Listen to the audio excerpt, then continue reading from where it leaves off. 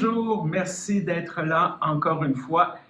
Aujourd'hui, 11 août, dernière journée, comme je vous l'ai dit, et j'ai la chance d'être avec Martin. Bonjour Martin. Bonjour Stéphane. Et peux-tu te présenter? Oui, je suis directeur de la formation en français, la formation théologique en français pour l'Église unie du Canada. Donc, à ce compte-là, je suis aussi directeur de l'Institut protestant de théologie de l'Église unie du Canada. Et spécifiquement, pourquoi es-tu ici? Pourquoi on t'a demandé d'être ici, à part peut-être d'avoir le plaisir d'être au Conseil général, mais qu'est-ce que tu as fait comme travail? Oui, je ne pense pas que ce soit particulièrement pour le plaisir, mais d'abord et avant tout, c'était d'établir des contacts avec des institutions ailleurs au Canada, de l'Église unie, d'autres institutions de formation, les églises locales aussi, les conseils régionaux, parce qu'une des difficultés qu'on a à l'IPETEUC, c'est qu'on est peu connu dans le monde anglo-saxon. Donc, c'était essentiellement ça. À part ça, ça a été participer à des groupes comme pour des prises de notes, des choses comme ça. Mais essentiellement, c'était de rencontrer des gens, puis d'établir des liens, qui sait peut-être des ententes, des partenariats plus approfondis dans un futur proche. Tu as parlé de l'Institut protestant de théologie de l'Église unie du Canada, connu sur l'IPETEUC. Qu'est-ce que c'est? Parce que c'est encore un peu nouveau, justement. Peux-tu expliquer aux gens un peu plus c'est quoi cette bébête-là? Puis ça évolue toujours aussi. Hein.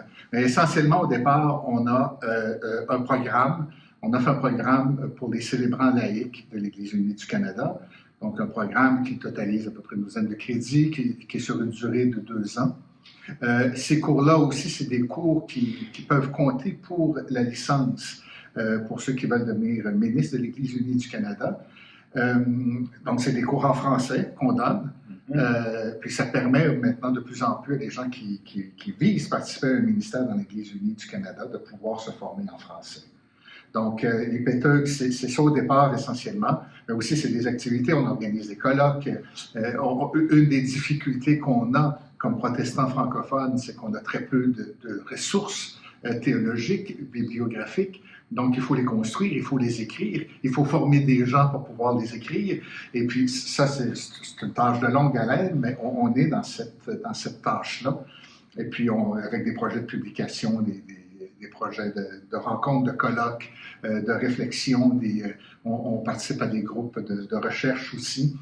On travaille beaucoup en lien avec des institutions francophones internationales, en Belgique, en Afrique, en Europe en général, je devrais dire.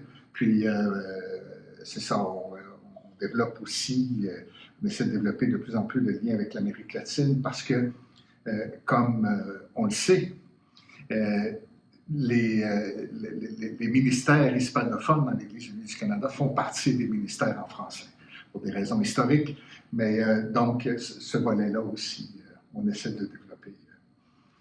Peut-être que les gens ont cette perception-là, influencé probablement par le catholicisme romain, la crise des vocations, il n'y a plus personne qui veut devenir pasteur, il n'y a plus personne qui veut devenir un leader dans l'Église.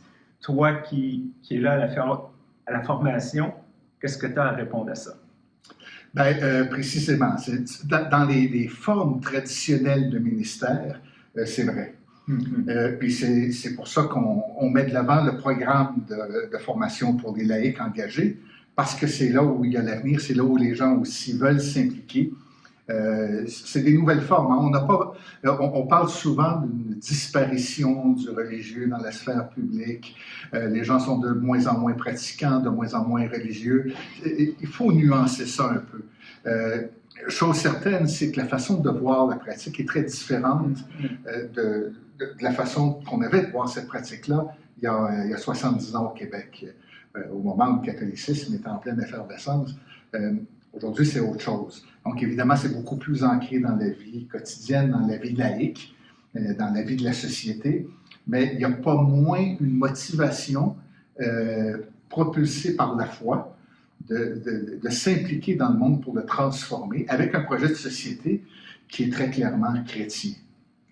Merci beaucoup, Martin. Si vous avez des questions, si vous êtes intéressé par la formation, contactez-nous via le site Internet de l'Église unie du Canada.